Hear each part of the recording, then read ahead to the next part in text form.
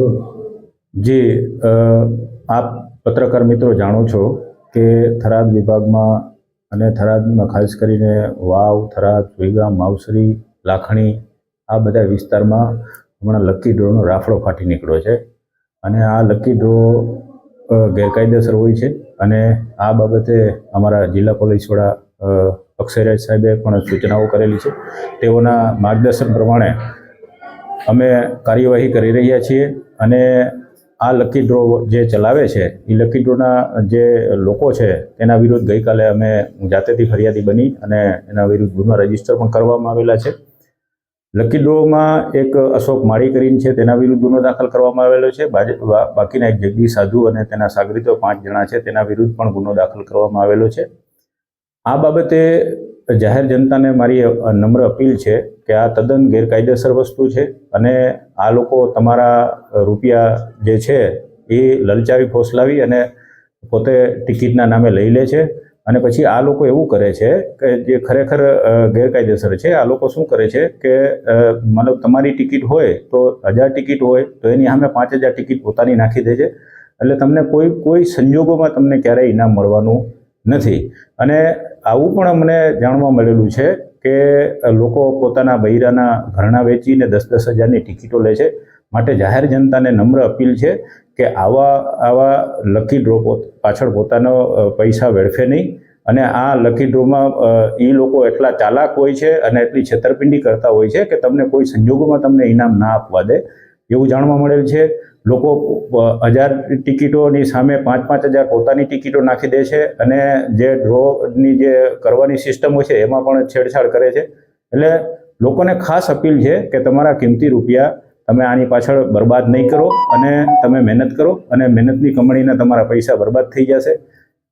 Plus અમે આવા જે ડ્રો કરવાવાળા વ્યક્તિઓ છે એની વિરુદ્ધ પણ કાયદેસર પગલાં લેવાના છીએ જેથી કરીને ભવિષ્યમાં એવું પણ બની શકે કે તમારા જે રોકેલા નાણાં છે એનો ડ્રો થાય જ નહીં કારણ કે અમે એને ડ્રો પહેલાં જ એની વિરુદ્ધ એક્શન લેવાના છીએ।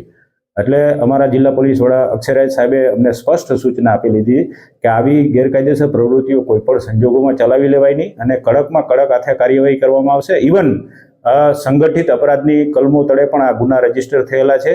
એટલે આમાં જેટલા હશે જે એજન્ટો હશે નાનામાં છેવાડાના એજન્ટ સુધી અમે જશું અને એની વિરુદ્ધ કડક પગલાં લેશું અને પાછા પણ અમે કરવાનું વિચારી રહ્યા છીએ કારણ કે આ તો ખૂબ થાય છે અને કરોડો રૂપિયાના લોકોના કરોડો રૂપિયા પોતે આવી રીતે અનાથ બાળકોના નામે અને ગૌચારાના નામે પોતે લઈ જાય છે। એટલે આ પત્રકાર મિત્રોના માધ્યમથી હું જાહેર જનતાને એક વિનંતી કરું છું કે આવા લકી ડ્રોમાં પોતાના નાણાં વેડફે નહીં અને આ એક બરબાદ કરી દેવા માટેની વસ્તુ છે। તમને કોઈ ઇનામ લાગવાની શક્યતાઓ જ નથી કારણ કે એ લોકો એટલી છેતરપિંડી કરતા હોય છે કે ઇનામ લાગવાના ચાન્સીસ બહુ ઓછા હોય છે। તમે જાણો છો કે એટલી હદે આ લોકો મતલબ ગેરકાયદેસર કરતા હોય છે કે 25-25 લાખ રૂપિયા રોકડા આપે છે। રોકડા કેવી રીતે હોઈ શકે? એટલે આના વિરુદ્ધ બહુ કડક એક્શન લેવામાં આવશે અને નજીકના દિવસોમાં બનાસકાંઠામાં જેટલા પણ આવા ગેરકાયદેસર લકી ડ્રો કરતા હશે એને વિરુદ્ધ કડકમાં કડક પગલાં લેવામાં આવશે અને પાછા સુધીના પણ પગલાં લેવામાં આવશે। લોકોએ જેને ટિકિટ ખરીદી લીધેલી હશે તેના પાછા નાણાં મેળવી શકે છે। જે લોકો પાસેથી જેની પાસેથી ટિકિટ લીધી એની પાસેથી પાછા નાણાં મેળવી લો અને જો આ લોકો પાછા નાણાં ના આપે તો પણ તમે પોલીસ સ્ટેશનમાં આવીને એના વિરુદ્ધ ફરિયાદ કરી શકો છો। એટલે એ પણ વિનંતી છે કે તમે તમારા પાછા નાણાં લઈ લેજો જેથી કરીને તમારા રૂપિયા વેડફાય નહીં।